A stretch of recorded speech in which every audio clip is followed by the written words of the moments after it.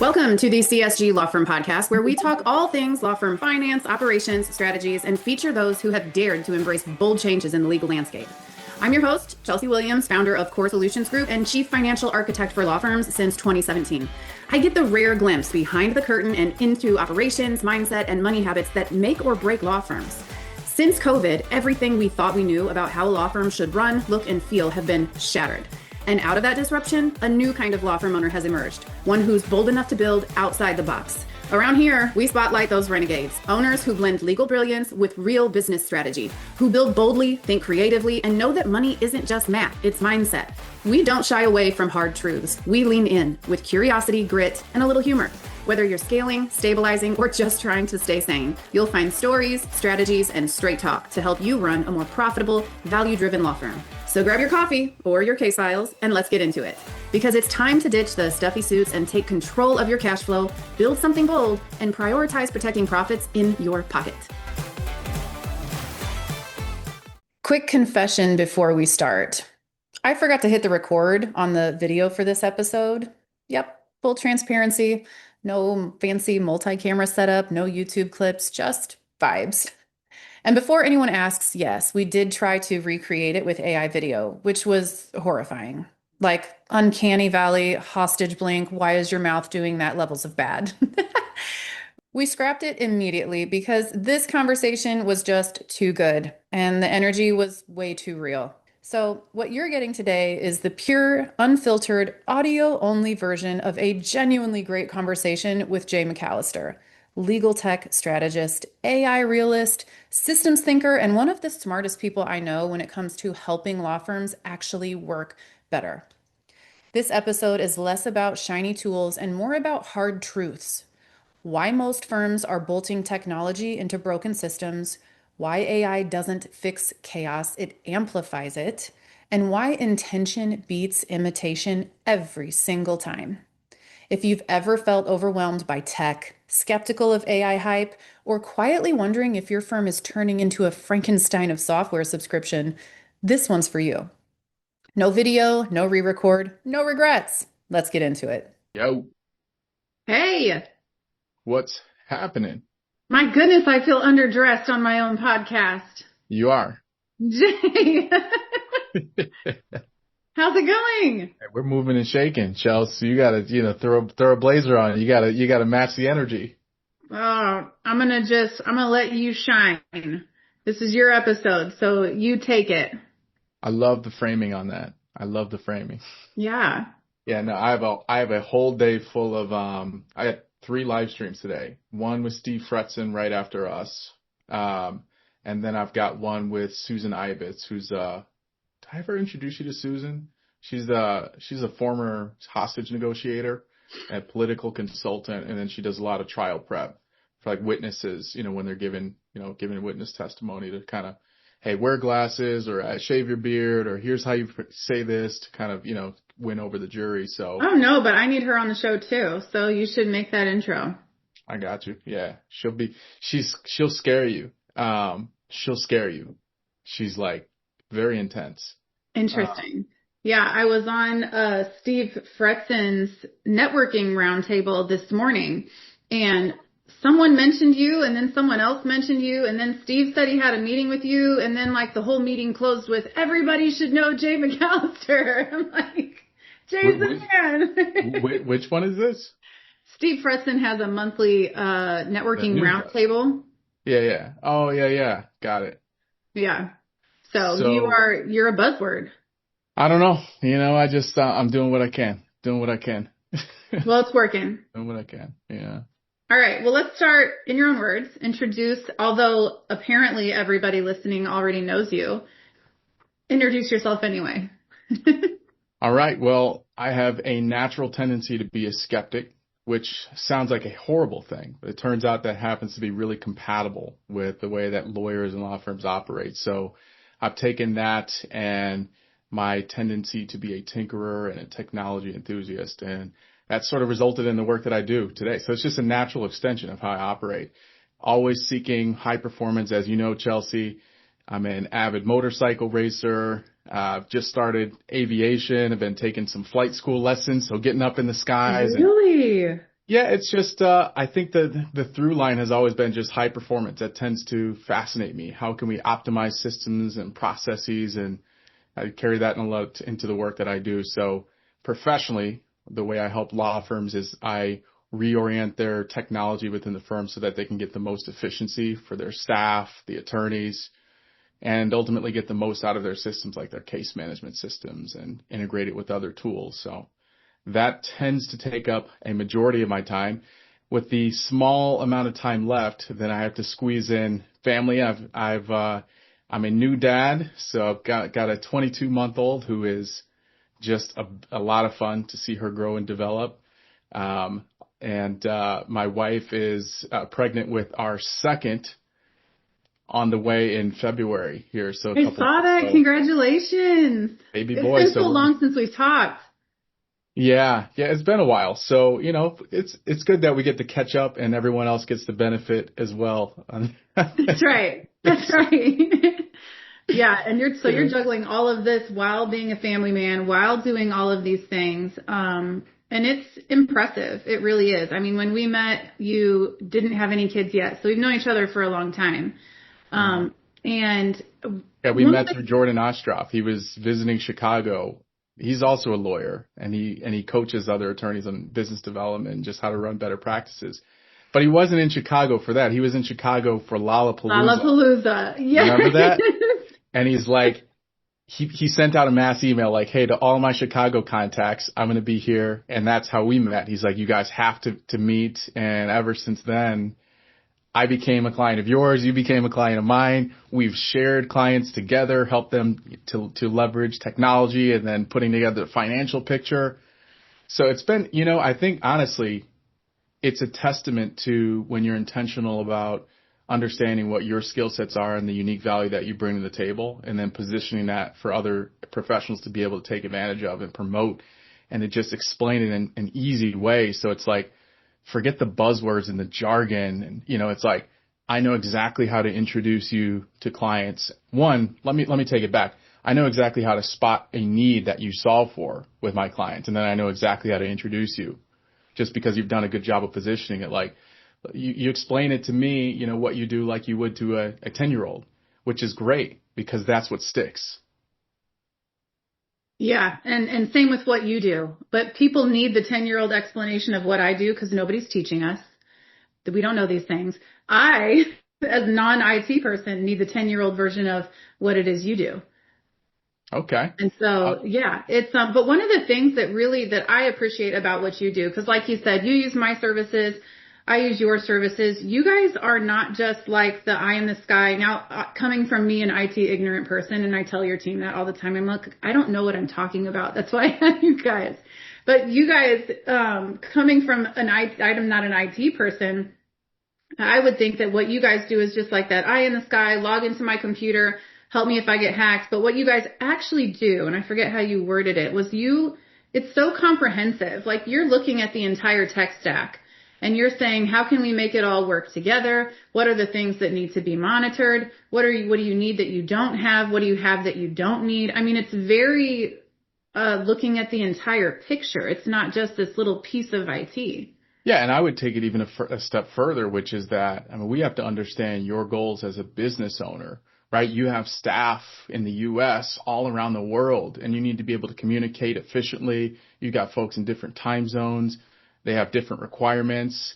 So we need to understand from a business perspective how to position you so that you can take the most advantage of the tools that you already have, and then to strategically add tools that would enhance your capabilities in a meaningful way to create a better experience for your clients, right? Like I know, and that you may not even know this because your team does such a good job handling it, but like 2 days ago, so this is Thursday, so this on Tuesday, one of my employees was having an issue with our payroll. So the way we have things set up is that all of my employees are eligible to receive commission on business they bring in, regardless of their position in the company. Right. So one of my technicians, John, his payment didn't calculate properly for a new client that he just brought in. And, so I'm like, okay. So I went in and thinking, of course, I'm a business owner. I understand this stuff. So I went in to go modify it manually. and I reversed it, which I now know is like the worst thing to do, because what it did is it reversed the payment. It actually took the money back from, well, it told me there's going to be like a 7-day window where like it may reverse the funds or it may not. So I'm like, okay, that's not great. And then it also told me, by the way, if we do reverse the funds, we're only reversing the wages and not the tax component. So if you run payroll again to incorporate the new accurate amount, it's going to double pay on the taxes. So I'm like, okay, I've just created a huge mess, right? So I call you in a panic, right? And I know that like I have that sort of cheat code, like, hey, when stuff hits the fan, like I call Chelsea, right? But your team was able to jump in and, just a couple emails exchanged back and forth. They were able to get everything sorted out. I think to Lena, I never interfaced with her, but she was like your payroll expert. So she's like, hey, do it like this. She sent me screenshots. She's like, you definitely did mess up, but here's how we rectify it.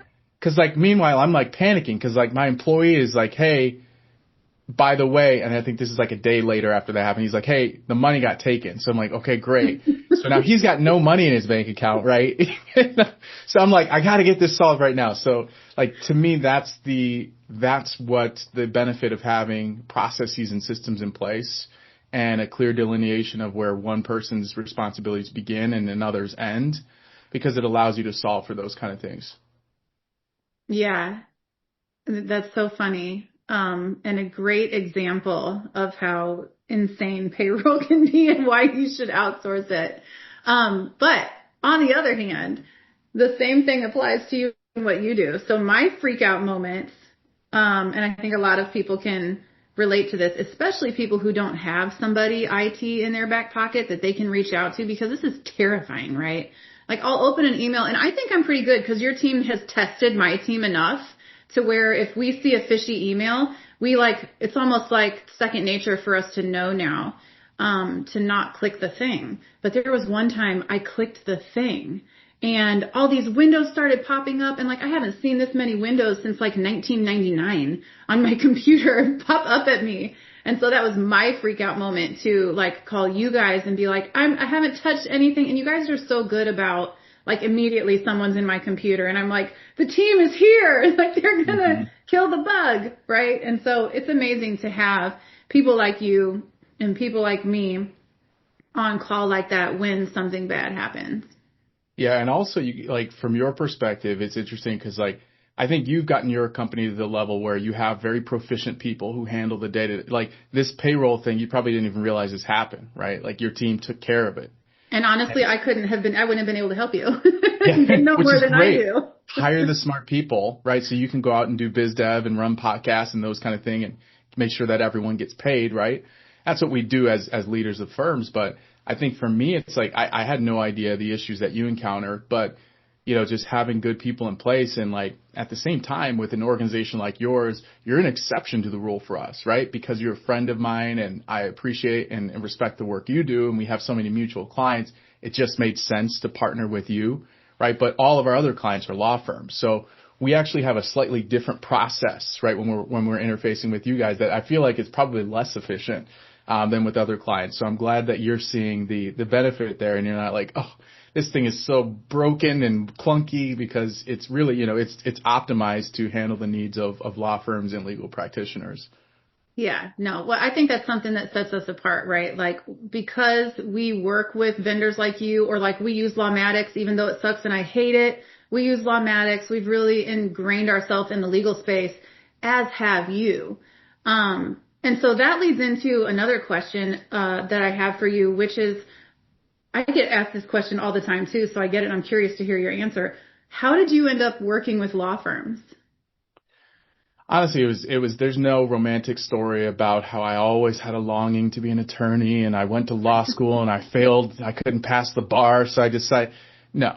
I was running my technology consultancy. I actually had a very close friend of mine. Well, he's become a very close friend, but at the time where I met him in 2012, I was working for a company called Tiger Direct. I was their lead technician, youngest technician the entire company had ever had. I was 18 years old. So I had just literally my whole job. I've always been a tinkerer and an enthusiast of computer hardware. So I remember like on my 18th birthday, I was at Tiger Direct interviewing there because they had a minimum age requirement. So like, and all my friends thought it was so weird. They're like, dude, you should be going out partying. And I'm like, I want to get this job. So I got hired on the spot, was suited up. Dad always taught me, he's like, overdress, dress, what do they say? Dress for the job you want, not the job you have. So, I looked like I was ready to purchase the establishment. So got hired on the spot, was working there for about a year and realized this is horrible. I am solving issues for folks that, like, I remember there was a particular customer. They had an issue with it was related to I think they had gotten some malware or virus on their computer. No problem, I'll take care of it. Come back in 3 hours and computer will be good as new. And I had this thing where I would always try to, I forget which book I read, but it was basically this thing I learned, which is you always return something in better condition than it was given to you. So I would wipe down, the computers, right? Because you'd see, like, it's common, like, people, they laugh or they whatever. So their screen has got like all the little, like little dots of like spit or whatever. And like, so I'm like wiping it down, like the keyboard, remove the virus. Client comes in and, I think they had a tax practice. So like I'm at the desk and I'm showing them what I did. And I'm also, as a next step, I'm like, hey, here's how to ensure that you avoid malware in the future. Right. And I could hear, like, the management was kind of like, my manager was like kind of off to the side and they were watching the interaction. I'm thinking like, yeah, I'm doing such a great job. Client leaves. I get written up. Why am I being written up? Well, you've just instructed them on how to avoid malware. That's going to erode our business model. We rely on people having issues that they need to bring it in. And like, to me, that was the final straw. I'm like, I can't work for an organization that has different values and beliefs than me. So I decided at the time, one of the clients that I had, this guy, Evan Galvin, who became my mentor, he had come in for something and I had seen him a couple different times. And he's like, it just happened that he met me on that day, or that he came in on that day, right place, right time. And he's like, have you ever thought about starting your own business? And at the time I had not. Like, my dad love him. He's a great man, great professional. When it comes to being an entrepreneur, he's not the best at it. Like, by the time I was 18, I think he had started and successfully failed 5 businesses at that time. Right. So, and it's something we know, like, it's no, that's just the reality of the situation. He's got a big heart. So when it comes to running a for-profit organization, it means you have to actually charge people. But so often he would discount or completely write off work for free because he was, he could feel for the situations that these folks have. So, being in business was a bad word in my household growing up. So, but when this guy, Evan, he goes, have you ever decided to start a business? I'm like, no, I haven't. And he's like, hey, if you'd be interested, I'm running a business locally. You can come shadow me and see what it's all about. So for a couple months, I just shadowed him and I would help him with various things in his business. And ultimately, I decided he had me read the book E-Myth by Michael Gerber, which talks about the technician and the technician and oh, do you have it back there? Is that The E-Myth? mechanic, the manager, and the entrepreneur. Yeah, right. Yeah. So he basically like breaks out this dichotomy between individuals who have a certain skill set and the false fallacy that if you have a certain skill set, you'll also be successful in business, which is the reason many of us start businesses. So after reading that and thinking, okay, I think I sort of understand the ropes, I decided to launch my company. And then from there, we just interfaced with more and more people, which put me in front of all sorts of businesses. And I realized I had a growing cohort of attorneys and law firms and decided to just go down that route, since it seemed like the problems that were there were worth solving and they were similar enough in nature that I could scale it. So they kind of were already clients and you're like, I like this group of folks. I think I want to work with them. Pretty much, yeah. Yeah. I love that. And that's one of my favorite books. In spirit of the E-Myth, so part of this podcast and me in general, I like to say the hard thing. I like to say the uncomfortable things. What are the hard truths? From your perspective, working with attorneys, what are some of the hard things that they need to hear around what it is that you do? Like it's hard to look and admit, but like it'll make their lives so much easier. I love that, because for me, like I mentioned, I'm a skeptic. So I'm always on a search for truth, even if that means that it contradicts with something that I've held as a deep, closely held belief for a long period of time. So to me, that's the way you create real progress. So one would be this theme, especially, and it seems to be even more prevalent as soon as AI hit the scene, which is that Mm. I'll have firms who approach me to implement these AI initiatives across their firm, but they don't have a real strategy behind why they're looking to do it other than just sort of, hey, we see AI as an emergent technology and we should be using it. Right. So they ask me oftentimes, what are the best platforms that your clients use? And we'd like you to implement those for us. And that's the complete opposite way that you'd want to pursue something like that. Right. Because when you have a hammer, aka the AI tool, everything looks like a nail. You start trying to apply it to all of these things in your business. And in many cases, you wind up creating unnecessary added complexity that doesn't actually meaningfully improve your client's experience or the experience of your staff members of your firm. So that I guess that first thought would be around the hard truth would be that progress and success stems from intention and not imitation. That is a surefire recipe to find yourself in a position where you've adopted all of these tools. My wife and I, we just watched that Netflix rendition of Frankenstein. And I just can't help but think some of these law firms, they're setting up a Frankenstein-like way of operating for their firm. They're bolting on a little bit of this tool, that tool. You take a hand from this, the arm from that. If anybody knows most people should know the story of Frankenstein, I right? mean, we're not that old, right? Frankenstein is still a thing. Yeah, what is that? Mary Shelley, I think, was the original. Yeah, so, but but that's what happens. They create this monster of a firm, and now they have the golden handcuffs. They've got this thing that they just have to keep feeding the beast because they've created this thing that is not a self-running organization. It requires constant input and constant lifeblood being injected into it. So that's one. Two is just understand the constraints that you need to solve for within your firm and attack those, the largest constraint. So there's so many things that we all can fix within our organizations, but oftentimes we wind up aligning our efforts with the thing that we enjoy the most and not the thing that needs to be done. Ooh, right? that's a good one. Because take somebody like me. I love creating social content. If I am left to my own devices, I will create a crap ton of social content for my business, videos, explainers, tutorials, and I'm not focusing on creating systems and processes to keep the business growing. So that's why you hire good people, because you bring people in that enjoy the jobs that maybe you don't like, so that you can specialize and operate within your unique ability, which is that's a concept that was created by Dan Sullivan. But that's two. You've got to solve for that largest constraint, not the one that you enjoy solving for the most. I really like that one. But before we dig into that one, I want to talk about AI, because when I started Core Solutions Group in 2017, I went to the ABA Tech Show beginning of 2018. Started in 2017. Beginning of 2018, I go to the ABA Tech Show in Chicago. There was one booth there on AI, and nobody was going to that booth. Everybody thought it was a joke. They're like, this is never going to take hold. Nobody's paying attention to AI. Fast forward to, when did this really take hold? 21, 22?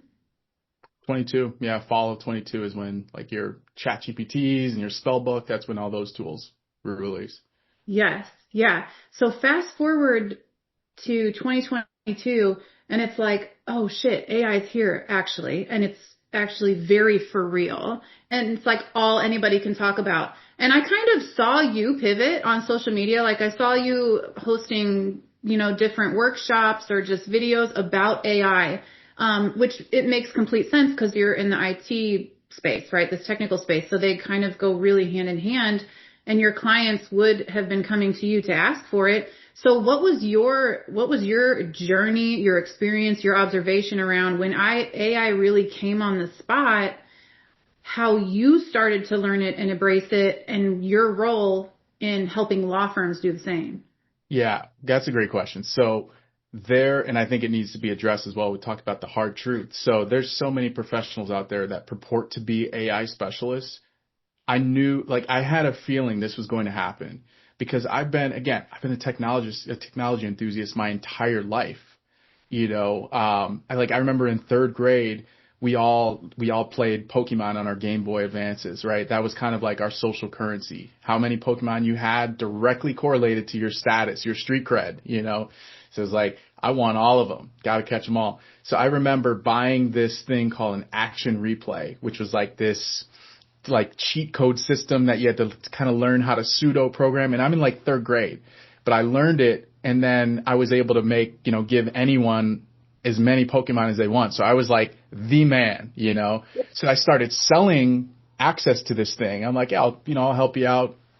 And so that was sort of like my my early entrance into the technology space. So when I'm tracking this AI stuff, because I've been a big fan of robotics and AI for a very long time, like following companies like Boston Dynamics and seeing what they're doing with the Atlas program and like the Spot, like that little yellow robot dog. Like I've been following this stuff since like 2008, right? So I'm like, okay, generative AI is here. This is going to be a defining force in the marketplace.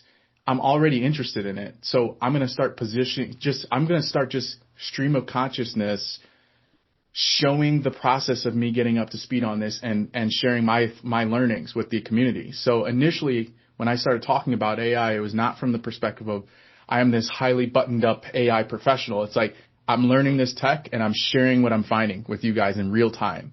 So like when I would speak at conferences or like the Chicago Bar Association, which by the way, thanks Chelsea, because I'm realizing full circle, you got me involved initially with the CBA. Back when it was Anne Hag. Anne Hag, yeah, you got me involved with, so thanks for that. But, power of collaboration, right? All started with Jordan Ostroff going to Lollapalooza, and all I saw was Fred Durst that day. I didn't see anything else. Oh, you poor thing. I mean, what a wasted trip. Bloomington for those of you who don't know, I mean, Bloomington's far from Chicago, so a 2-hour drive into the city to just see Fred Durst. I'm sorry that you had to go through that. I will go to Chicago for anything, any excuse to take the train up to Chicago. I'm there. Yeah. But so anyway, yeah, ADHD is crazy nowadays. Maybe I should be medicated for it. But what was I saying? I was talking about we're putting it to your audience because you were learning it at the same time, which I think was very valuable. Like you didn't position yourself as an expert. I'm not here to tell you I know everything, but let's learn together. Yeah, you can't. Like you can't feign expertise. Like I'm reading this book now. Many people have probably read it. I feel like I'm a laggard, but it's the Business of Expertise by David.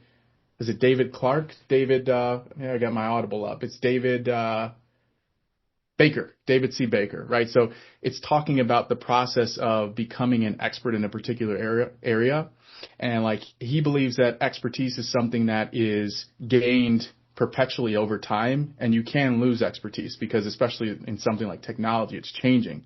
So you can't just be an expert and rely on, well, I've been in this practice for 30 years.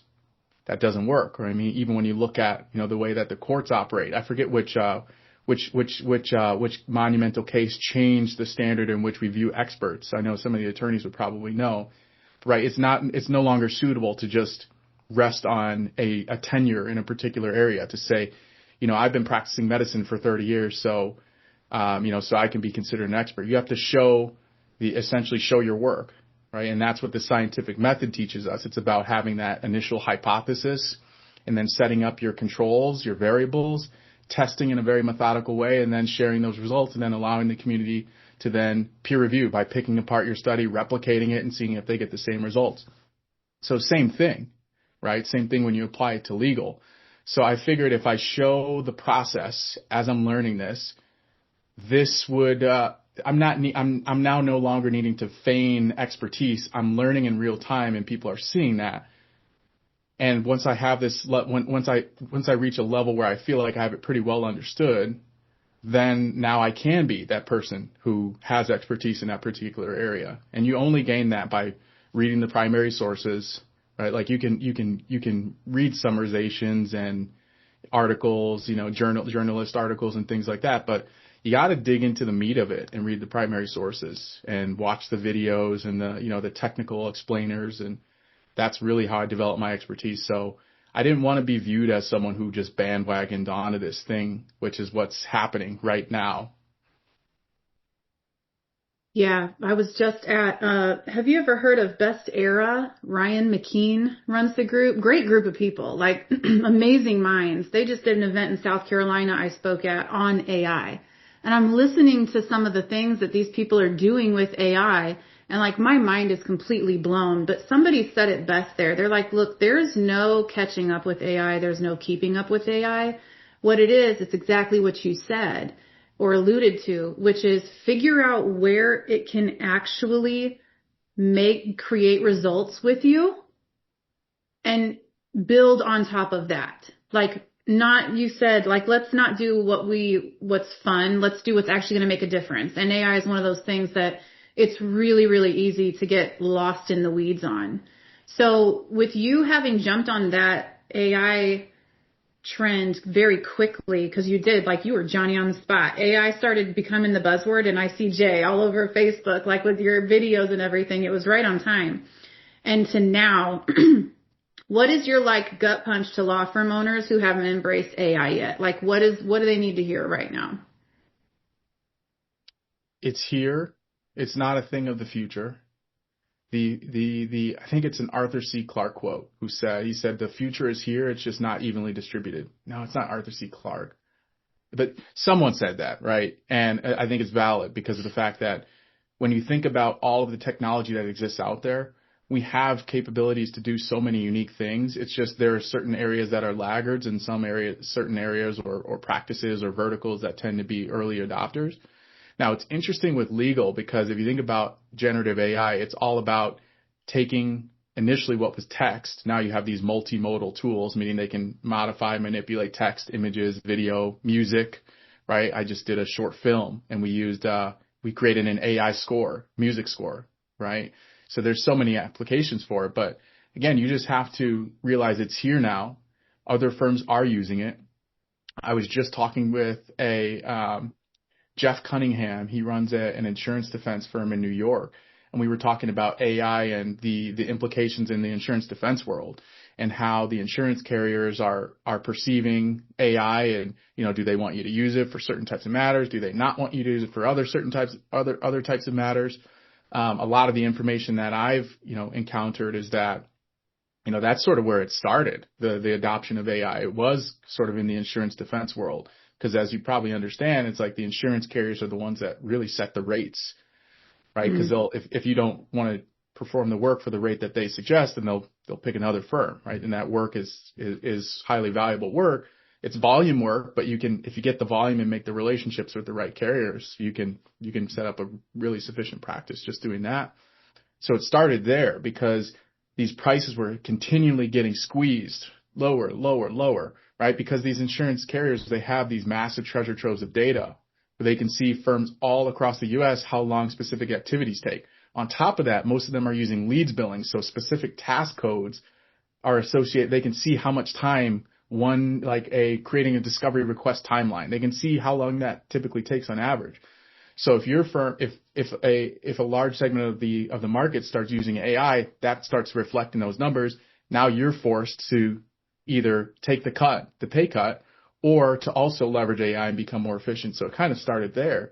Then you started having, these big law firms and lawyers, especially with 2020, lawyers realizing maybe it makes sense to break off and fracture, right? And they started opening up their own boutiques. And the only way that they could compete with big law is that we have to be more efficient in handling our matters.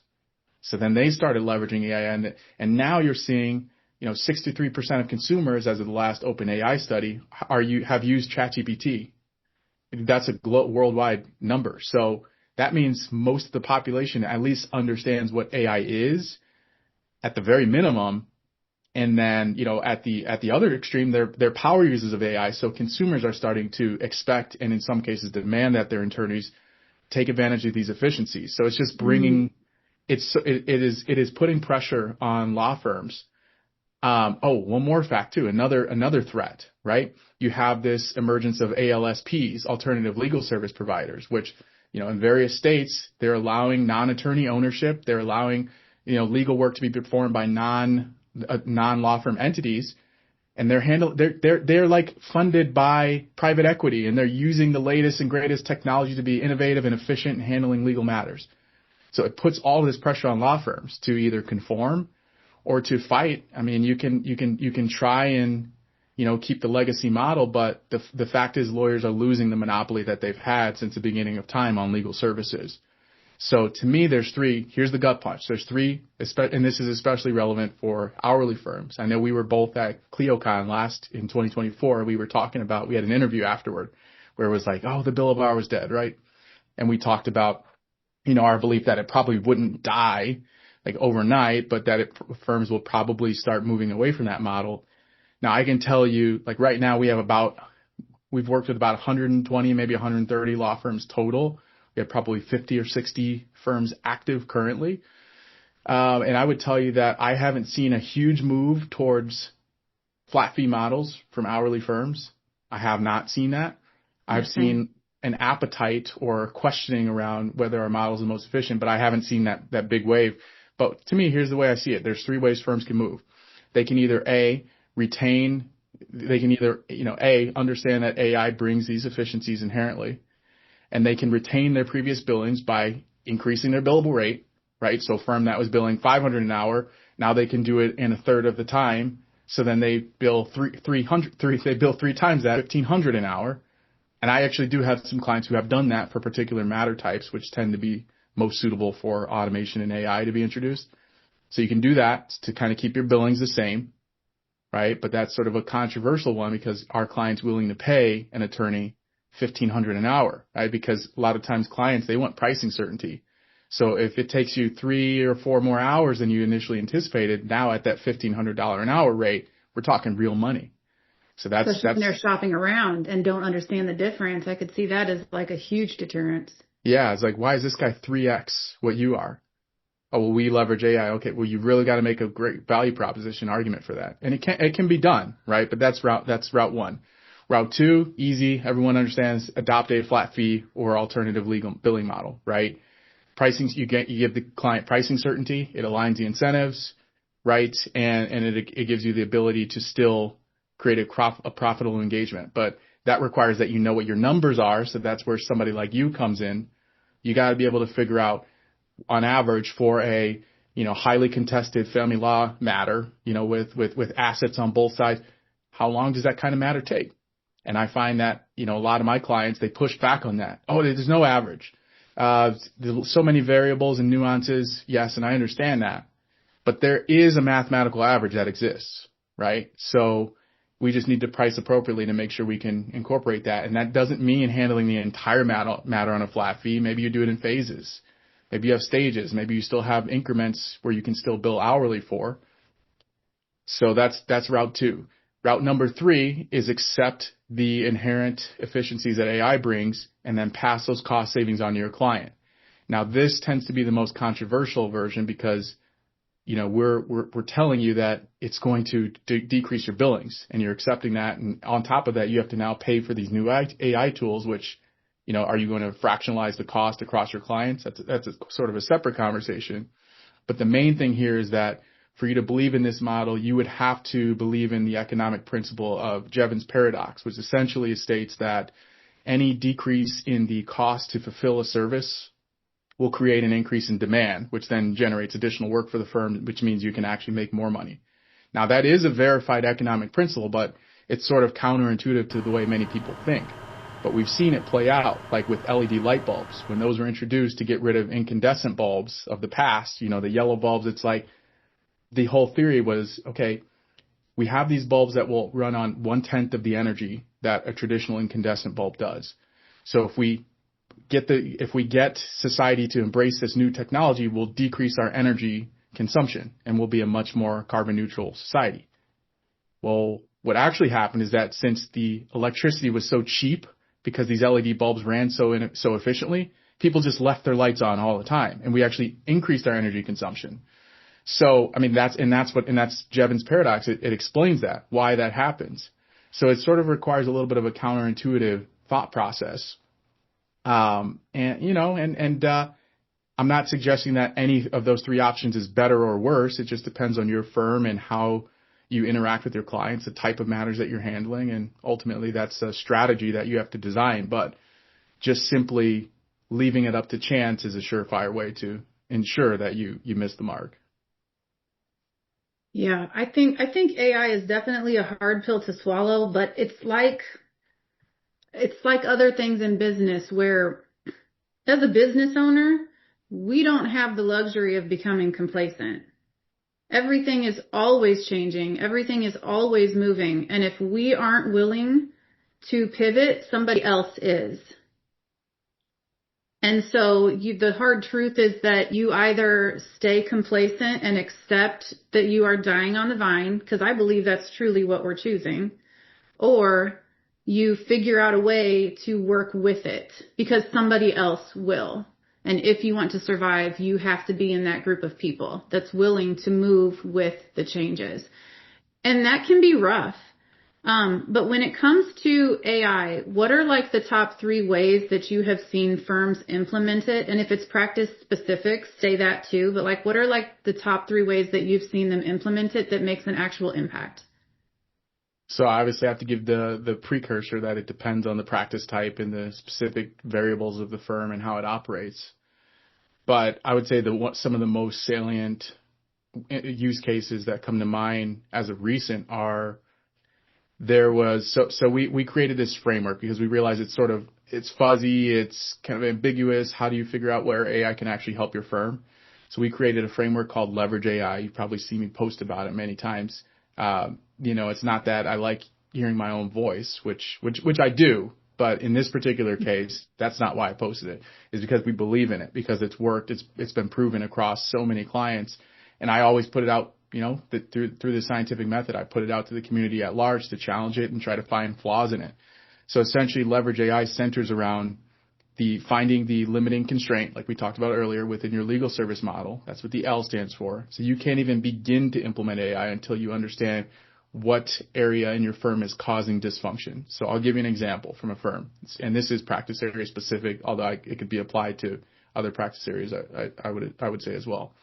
So we had a family law firm who they found that any invoice that had a specific time entry on it relating to responding to discovery requests, those tend to be the time entries that clients ask for the most write-offs or discounts on. So, and this is where we get into your realm. It's like, okay, you can bill whatever you want, but what is your realization? Right? Because, if there's time being spent and that winds up on your bill and then you cut it down, that's what the final bill is. That's really what matters. The initial bill doesn't really matter. Right? So they found, and luckily because this firm they captured what was happening and they made sure to translate all of that on their bills, and then they actually kept those discounts on their bill rather than just deleting time entries and not billing for it. Right. One, obviously it's sort of a good feel good moment for the client because they can see, okay, the firm's working with me. They're discounting some of these services. But 2, it gave them really good data. So they could see, okay, like I think it was something crazy, like 60% of the matters that had discovery responses attached to them have discounts associated with them. So they started to dive into that further, and they realized that there's, the next layer of the onion is that for those matters that required discovery responses, there was a high proportion of those that the discounts were related to specific time entries where the firm needed to put together a timeline of discovery items requested. So they found, and that was like 80% of that subset of groups. So they're like, okay, this is a real constraint within our model because we need to ultimately produce this timeline, because ultimately they would take that and turn that into their motion to compel. So they needed to do it, but it was just something that clients weren't willing to pay for. So now we found a limiting constraint. So in that particular example, we built, and this was I think this was like 2023, and the firm's still using it today, which is why it's one of the first things that come to mind. But we built a custom GPT for this firm that allowed them to input all of the correspondence between them and opposing counsel, obviously in the pro tier, so it's paid for, doesn't train the model, 0-day retention. And then it allowed them to output the timeline, so that all the attorney had to do was just verify that the timeline is accurate, make slight modifications and changes. Of course, as we know, AI is not perfect. So, but again, understanding the limitation that your firm is experiencing, and then also understanding the limitations of the software, the AI tool created a really good use case. So now it actually decreased the amount of time it took to create that. So now they no longer needed to discount because it physically didn't take the time to do, right? And this is in an hourly based firm where you would think that's billable work. Like technically, but when you look at the realization, it wasn't being billed. So it's things like that. It's things like drafting contracts, and let's say you have a specific clause that works particularly well within your firm that, there's one attorney, Rob down the hallway that's got this just gold star example of how to draft a reps and warranties clause, let's say, for example. Well, often what happens in firms is that when someone else is drafting that same clause for another matter, they go, you know what? I think Rob from down the hallway had a great version of this. And then there's all this back and forth that happens to like, Bob, can you find it? And Bob does all this searching. And of course, this is not billable time. And maybe Bob finds it, maybe he doesn't, but that's not the main issue. The issue is that all the time that's wasted in the communication back and forth and in the retrieval aspect. So in that particular case, we use Spellbook to sort of highlight what is the sort of gold standard across this firm for that reps and warranty clause, and then allow everyone to be able to use it, sort of institutionalizing the knowledge of the firm. Because at the end of the day, that's what law firms, that's the value that they have, especially nowadays with AI. It's about the institutional knowledge that you've built up over the years practicing, and you're helping your clients to navigate these complex legal issues. So as you could probably tell, like there are so many potential use cases for AI, which is why it can be mind-boggling when you just look at all the tools out there. And that's why I say simplify it. Don't start with the tool. First, start with the limiting constraint, and then work your way to finding the right tool. And that leverage, I'll send you the link to the leverage AI framework. But that helps you to just cut out all the noise and figure out the things. There's so much marketing hype out there around this tool will revolutionize this or it'll transform that, and you can sidestep all of that shit. See, there you go. And you can get to the core issue at hand and make meaningful changes to your firm. I appreciate how you answered that. Somebody put AI to me like, look, don't look to AI to eliminate anything for you. Look to AI to solve a problem. And that's exactly what you just said. Like, figure out where's the problem and how can we leverage AI to fix it. And I think that's a great way to look at it. So then to kind of wrap it up, because we're coming to time, I know you have like 12 other interviews today because you're the man. And so this is, my time's coming up with you. For people that are listening to this and they're like, this is so helpful. Like, I want to know Jay because he's the guy to know. What exactly, because I know you do IT services and things like that, but you also obviously do AI. So give people an idea of how can they come to you to help them find a solution. What do you offer? So first of all, I want to say that for firms I learned this term from Delisi Friday. She calls it LinkedIn lurkers. So I've realized that recently I have many of those. So I have folks who are not quite ready to engage, but they see value in some of this thought leadership content. So I'm embracing that. So to all the LinkedIn lurkers or other platform lurkers out there, I open my arms to you. So first thing is just go to my LinkedIn. So I post very frequently all of my learnings. It's all there. It's sort of a stream of consciousness. So you'll know that there's no fluff. It's all just based on things that I'm learning in real time, learnings from clients, new tools. We have product reviews, things like that. So go to LinkedIn, and that's all sort of soundbitey short clips and things like that. If you're looking for more detailed content, then YouTube would be the best place to go. So Paragon Tech on YouTube. We have as I like to say, huge and growing library of content. So you can literally dive in and never come up for air if you want. So that would be the first places I would go. Now, if you're ready to engage and you're like, hey, Jay, this sounds great, but I'm not doing any of this stuff on my own, then just reach out to me. I mean, on LinkedIn, send me an email. The details will be in the show notes. And, I am what you'll probably find is that I am always just so solution oriented that you'll probably have to beg me to give you a price for my services. Like I'm more concerned about creating value and solving issues. That's like I said, that's sort of my natural way that I operate. So, but if you beg, enough, then I will. I absolutely will send you a proposal and we can work together. I love that. And yes, Yeah. we'll have everything in the show notes for you if you're listening, including how to be a lurker. Love and appreciate that as well. It is always a pleasure when I get to catch up with you. It's been too long and we must do this more often. Yeah, we got to do it in person. I know, like we're so close yet so far. I need to see this glorious house that you guys have. It looks great. Yeah, we're here. We're here for you, Chelsea. All right. Well, let me know when the next house party is. I'm there. All right, will do. Thanks again. All right. Thanks, Jay. See, this is exactly why we didn't re-record it. What you just listened to wasn't a polished performance. It was a real conversation between two people who live in the weeds of law firm operations, technology, money, and decision making. Jay said something that really matters here. Progress comes from intention, not imitation. AI isn't a strategy. More tools aren't a solution.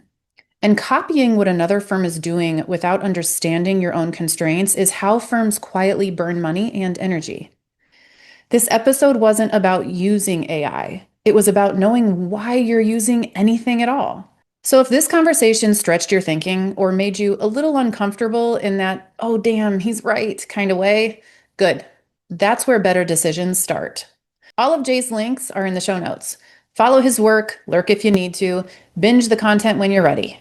And if you're at the point where you want real systems, not tech duct tape, you know when it's time to reach out to Jay. Thanks for listening to the CSG Law Firm Podcast, audio only edition, apparently. Build with intention, stop feeding the Frankenstein, and don't worry, next time I'll hit record. Thanks for tuning in to the CSG Law Firm Podcast. If today's conversation sparks something for you, an idea, a challenge, or even a little discomfort, that's exactly the point. We're here to rethink the way law firm owners approach money, leadership, and growth. If you're ready to dive deeper, connect with me and my team and learn more about Core Solutions Group and what we do, head on over to our website in the show notes, doorcoresolution.com. Because sometimes all it takes is a fresh perspective and the right people in your corner. Until next time, keep building with intention, lead with clarity, and remember, the numbers tell the story, but you get to write the next chapter.